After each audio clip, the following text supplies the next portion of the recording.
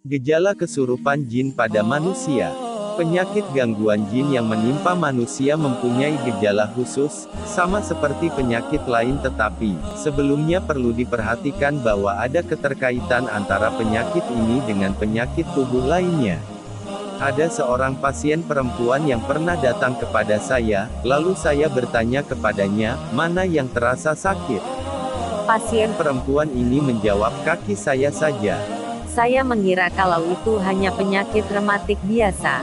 Tetapi saya berkata kepadanya, kalau kita membacakan Al-Quran untuk lebih meyakinkan. Tiba-tiba ada jin yang berbicara melalui perempuan ini dan memberitahu kalau dia memegangi kedua kakinya. Maka, saya keluar karena taat kepada Allah. Dia pun keluar. Perempuan itu mengatakan bahwa jin telah keluar dan dia tidak merasa sakit lagi. Semua ini karunia Allah semata.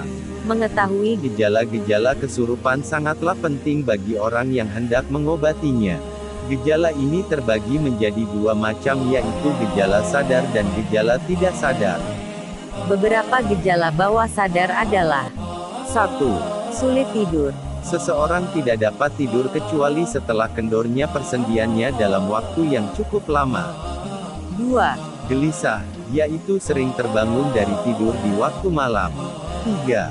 Kondisi tertekan atau terhimpit, yaitu bermimpi melihat sesuatu yang membuatnya gundah dan ingin meminta tolong, tapi tidak mampu. 4. Mimpi-mimpi yang menyeramkan. 5. Bermimpi melihat binatang di kala tidur, seperti kucing, anjing, singa, unta, ular, musang dan tikus. 6. Menggigit dengan gigi taringnya di kala tidur. 7. Tertawa, menangis atau berteriak pada waktu tidur. 8. Mengadu di kala tidur. 9. Berdiri dan berjalan tanpa sadar dalam keadaan tidur. 10. Bermimpi ketika tidur kalau dia jatuh dari tempat tinggi. 11. Bermimpi melihat dirinya berada di kuburan, tempat sampah atau jalan yang mengerikan. 12. Bermimpi melihat orang-orang yang aneh, seperti orang-orang yang berpostur sangat pendek atau tinggi, atau orang-orang yang serba hitam. 13. Bermimpi melihat gambar atau lukisan. Dan berikut adalah beberapa gejala dalam kondisi sadar.